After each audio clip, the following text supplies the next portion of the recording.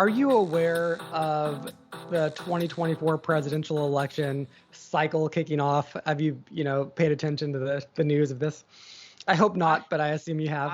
when the pod started, Pete, I said, well, I won't be able to provide very much political commentary because I've been involved in other stuff. I'll just have to be color commentary today. I do know that there's a presidential election, and I do know that the Republicans had a debate. I mean, come on, Okay, man. we're starting easy. We're starting easy before we Hey, jump into the yeah, meat. yeah, give me some softballs. All right, softballs. Good. Okay, good. So far on the same page. Okay. Yes, Okay, so yes. there's this guy, and his name is Vivek Ramaswamy. Mm. And a lot of people have been comparing him to Andrew Yang, saying that he's the Republican candidate version of Andrew Yang. I followed the Yang campaign really closely, and I'm Yeah, me too. still, I still somewhat follow what he's up to. Yeah. So, maybe even just partly because of that, I've paid more attention to Vivek than probably I should have.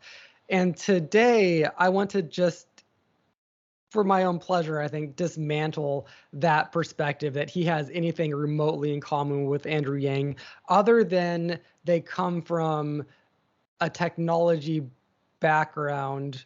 They made their money sort of tangentially in tech and finance, Is right? that the parallel people are drawing? I can't think of a single way that these two dudes are I saying. I actually don't get it. Like I don't really get why there is this parallel.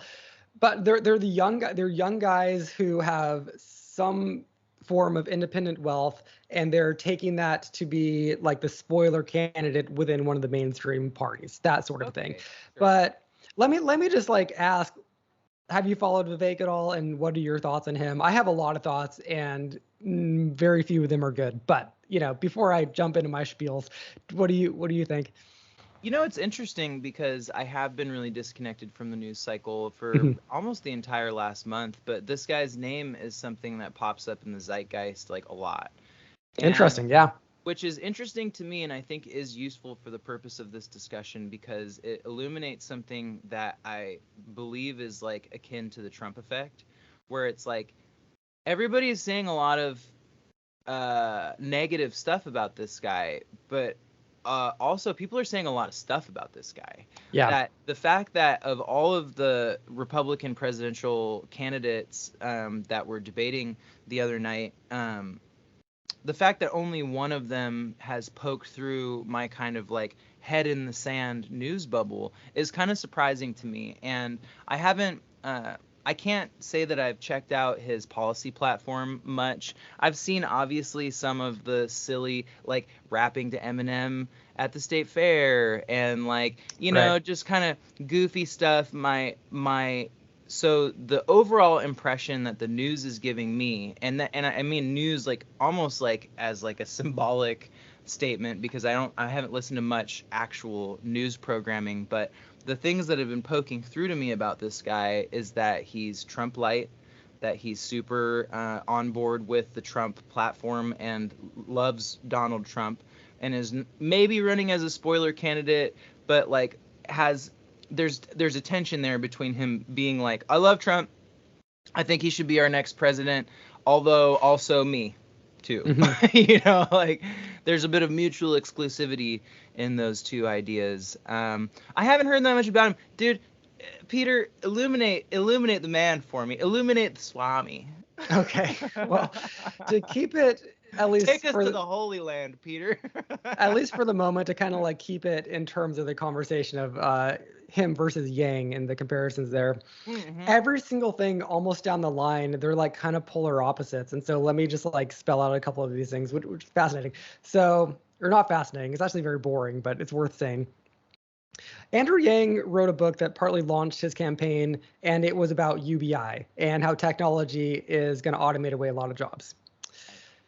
Vivek also had a book that kind of launched him into the public sphere, and it was called Woke Inc.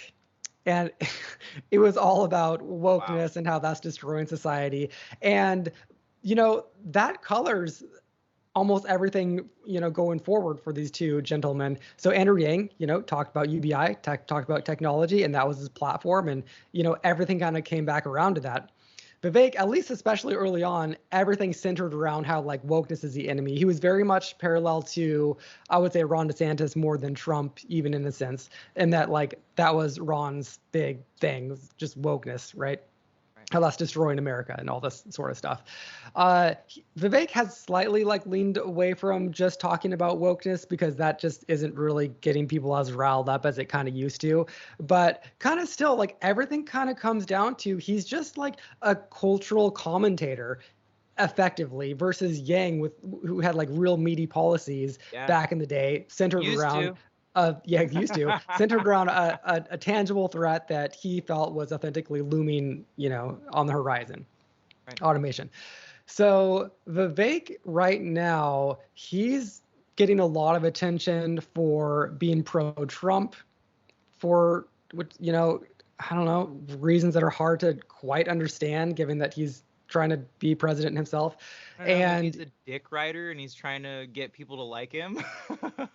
yeah, I think that like his probably his strategy is that he will get the Trump base, and then when Yeah. Trump, for whatever reason, and there are a couple of reasons why he might, when he's like kicked Right. out, maybe going to jail or whatever, he can keep that support where everyone else is alienated the Trump base. So maybe they'll all say like, Then the old Swami slides in. yeah, yeah. So he's doing like the pro-Trump stuff. So whatever Trump said, he's kind of on board with. And then he's just talking about foreign policy. And he's positioning himself as like the really like the strong man who's going to solve the Ukraine crisis and who's going to just be the guy, like the one single guy who is going to fix everything. Tell But me it's like, about something else that he's got his claws in foreign policy wise besides the obviously intractable Ukraine situation. What an absurd place to plant your flag. What else? do you know, just to pause on that for a second, do you know what his strategy is for Ukraine? Because it's like insane and out there and very dumb. But are you aware of it? No, I'd love to hear it. Okay, nutshell. He personally, this is like, I will do this type of shit, which is so annoying when politicians do this. And he does this a lot. Like, I am the guy who will solve this problem, right? He is going to personally give the Donbass region to Putin and make it the case that Ukraine will never join the UN. And to balance that out, Russia and China have to sever their ties to some degree so that they're no longer best buds going against the rest of the world in a sense. And so he's going to like, he has to like his idea is to do this trick where he basically gives Putin everything that he wants. And then he's going to Hitler in 1942. And then he's going to make it so that Xi and Putin come to some agreement, none of which is at all remotely possible because all of these guys are like, the most intense politicians on the planet Earth. And here's this newbie guy who knows nothing about foreign policy or politics at all. He's never been in this world. Sorry, Probably also the idea that like what is he, early 30s, like Indian guy? Yeah, like a late 30s guy is gonna come in and like mend the bridge between the two. Like, I've got my doubts. I've noticed this thing about him where the less he knows on the topic, the more confident he is about it, which is not all the Trump. And also he's just a car salesman. Like he does just a car salesman thing. I want to just to get it on the table. Put it on the table, baby. Can I tell you like how he got his money to begin with? Ooh, how do you get his money? Because this is pretty fascinating. So he went to law school. Clearly he's a smart guy. No one says he's not a smart guy. Sure. But he, again, like in a world that he didn't really have much to do with, he jumped into the world of biotech financing. Okay. And so there was this drug. It was this Alzheimer's drug that had failed all of its. I know the one you're talking about. Yeah. Okay. So it failed all like the studies to like see if it were viable. Failed all. He purchased it for like $4 million, which means like if the drug worked at all, it would be worth billions, right? He purchased it for $4. So that alone says that drug companies have given up on this and it doesn't work.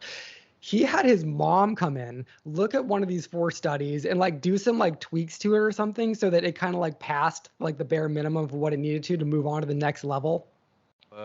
At this point, he started going Wow. on TV. He started talking it up like this is the miracle drug that we've been waiting for with Alzheimer's. Oh, I'm starting to hate this guy all of a sudden. Wow. The stock skyrocketed. Like Uh, you can like on the chart went whoop like way up. He and his family and like all of his buddies, they sell their stock right before the new trial comes out that shows it doesn't work. It actually doesn't work. And then so straight down so all the people who invested in this minus like him and his family lost everything, just lost tons of money, and he walked away pocketing billions of dollars, and it was a scam and it's gross. And like that's the thing that he is riding off of. That's why he's like this genius young billionaire. It's because he was a scam artist, and like the whole thing is just gross and disgusting. That alone is if not like fully disqualifying. It seems like that's maybe worse than Trump University. That's who this guy is. you know, you got to respect the hustle. I don't mind when people I don't mind when people fleece the rich, because it's not like he was like I doubt it was a billion people that gave him like $5. I bet you it was a bunch of venture capital firms that like gave him whatever seed money he needed or dumped a bunch of money into the stock and shit like that. However, Maybe. I mean, I will say that a lot of dum-dums who are novices in the stock market thing will see a guy on whatever that stock show is. So, oh my God, this is the new miracle drug. And then they'll put like $20,000 they can't afford to lose into this one stock. I'm sure a lot of people lost a ton of money that they couldn't have afforded to lose, So yeah, there's that too. But yeah. It's interesting that actually is not the drug that I was thinking of, and it's happened a lot recently with Alzheimer drugs, because the amyloid plaque hypothesis of Alzheimer's has not been entirely disproven, but is like hanging on by an absolute thread. I think the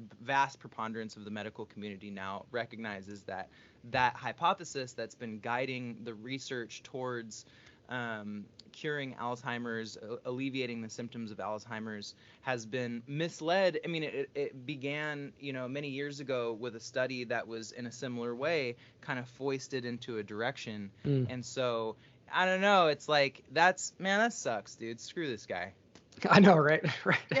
Yeah, dude. What a bummer.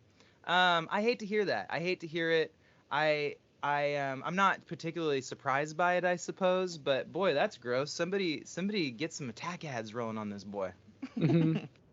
Well, another thing that's interesting is that there was this guy, Will Hurd. I'm not a huge fan of him necessarily, and he's not going anywhere, but he's a Republican from Texas. And he actually has a lot of experience and cares a lot about and talks a lot about technology, how technology is going to influence the future and should be talked about in terms of like the national political discourse. He would be maybe the comparable Andrew Yang on the Republican side. And he's just a little bit, unfortunately, too sane for the Republican Party, because he talks about how Trump is a menace. Like he does like a Chris Christie thing. And so you never hear about him, and he didn't make the first debate, that sort of a thing. It's just unfortunate that the state of the Republican Party is they just love the car salesman with a greasy, slimy background who has talks super like a big game and like is a strong man talking points, but like just that's it. That's all that he has. I got two things just popped in my head. One, if it's a slick talking car salesman Indian guy that gets like the majority of Republicans not hating brown people, I don't know how mad at it I am. See, I mean, I just don't know if that's even true that Republicans hate brown people. I think that that's something that's fed to us by the media, that like we're not a racist country like we used to be at all. There are outliers, but I just don't think your average Republican cares what someone's skin color is. They're the ones being like doing the whole thing of like, let's forget about race and skin color. It's boring to talk about. I hear more Republicans say that. It's the Democrats and the lefties who are like obsessed with race nowadays. So I think it's kind of, I mean, to be fair, you spent a lot of time in Montana. You know a lot more Republicans at this point than I do. But the people that I do know who are leaning Republican, they're like over talking about race and like everyone's cool. Let's just chill. We're America. We're diverse. Yeah, awesome. You know what I mean? I think you're right. I think it's a bit of two minds though. I think that aggressive intentional racism is definitely on the extreme decline. I think casual ignorant racism is still pretty prevalent. Like I'm sure a lot of people have predisposed ideas about Indian people, black people, Asian people, people that they haven't had very much contact with Yeah. because they're being fed like media narratives from here, from there, from wherever. It does make me happy though that somebody that's like a legit brown dude is like right in the middle of the public spotlight for the Republican Party, because at the end of the day, it hasn't been the Republican Party's habit up until extremely recently to have anything other than old white guys on those stages, unless somebody just Yep. elbowed their way in, you know, and really had to like blaze a path for themselves, and then they still kind of get shoved to the side. If we're at a point where the Republican Party's like, I like this guy, you know what I mean? Like I'm not too upset about that. And True. he's a young and he's he's a Hindu. young guy. He's not Christian. He's Hindu too. Oh, that's what's up. I mean, he talks like a Christian. He talks about like God, like as if God were a singular entity. To. I know, exactly. He has no choice because, like, dude, oh man, dude, come on, man, little Hindu altar in the fucking Oval Office. I'm wet, dude. Hell yeah. Take down some of those Jesus paintings. Well, maybe one last just point that I'll mention that's interesting. Just comes into my mind when you mentioned like Republicans and diversity. Do you know who I thought like killed it on the Republican stage of the first debate? Who? Nikki Haley. Like she did like great, and I did not expect her. I didn't expect anything from her, and she kind of like killed it. And like a lot of commentators said that she won the debate, and I don't necessarily disagree, which is kind of fascinating. And it's going to be interesting to see if she makes, you know, maybe she could be the first Republican woman running like at the top of the ticket, or maybe she could be the VP or something. Like she's showing that she's like, I don't know, she has the chops to like really catch people. Yeah. I'm all for it, man. Even if the next Republican it's so crazy to be in an era where you feel nostalgic for George Bush. Oh my God. It's so nuts. Like, bless his dumbass little heart, dude, but like George Bush, it's crazy. Somebody was talking about it the other day on something I was listening to, where it was like, you know what George Bush and Obama were good at was getting on TV when something bad happened and just being like, hey guys, president here, rough day, but I'm here for you. And it's funny because we've lost the sense that how important that is. Like they were talking about Biden and the Hawaii wildfire and how he didn't get on TV, and it's like, we got to bring that back, man. We got to bring back that idea that if anything is happening, like a mass shooting, a big fire, like get your ass on TV, dude, and just tell people it's going to be okay. That is basically your entire job. The whole other apparatus of government is running itself. You know, like the president has such an amazingly small slice of functional control over the way that the United States government writ large operates. His main job is to have a vibe, is just to have a calm, cool vibe, and, you know, hopefully be a strong person that's able to make decisions if somebody wants to come and fuck with us. But mostly that when things happen domestically, you pop up and you say, hey man, it's gonna be all right. It's just crazy because Bush was actually really good at that. And he was like kind of like a dastardly character, but only as much as Cheney was, you know, and like he was just kind of a dumb guy that was nice. He was nice. People vibed with him. Oh, you know, the other thing I want to say, man, real quick before we put a bow on this conversation is that this conversation always brings me back to this idea that the reason why the Republican Party is in disarray, and to some extent the reason why the Democratic Party is in disarray, is because people are still not figuring out how to speak to uneducated people. And it's like without being mean about it. And it's like we got to take the stigma away from this idea of being educated, because it's actually fucking meaningless in our current version of society, where it's like, I make $50 an hour, dude. I did not graduate college. I'm making double, maybe even close to triple of what like a PhD candidate would make. You know what I mean? And it's like, functionally, education is not really that important in our society in terms of how much you make and how you contribute to the overall welfare and workings of society. You have your contribution at your level, and as long as you're making that, that's great. But what politicians are really still fucking up on is that they're allowing these charismatic clowns to come and sweep the attention of and undereducated Americans. And it's like, yes, dude, they're undereducated people. They want to be entertained. Entertainment is a Hmm. way that they engage with society in a functional way. They're not sitting in poker rooms and talking about the complexities of modern politics. That's just not what's happening. They need to be entertained. They want to be entertained, or they just want to be spoken to in language that they can understand. And Hmm. like, I just want to see candidates start to remember that like the vast majority of this country is and undereducated people that just need to be spoken to simply and need to have clear, just very clear, simple language around what they're doing, what they're going to do, how their policy platform is going to unwind, you know, stuff like that. And that's why I say it reminds me of George Bush, because he had that, right? Like, he was so simple in the way that he delivered the information, so colloquial, you know, and not particularly like a theatrical dude in terms of like trying to rile people up around dumb shit. You know what I mean? Just really kind of trying to speak to the heartland of America in language they could understand. And like, Republican Party, pull your shit together and just find a way to speak to your base in a way that's like respectful and not theatrical. Like, they don't need that from you. They just need clear, simple directive and like language that they can understand, man.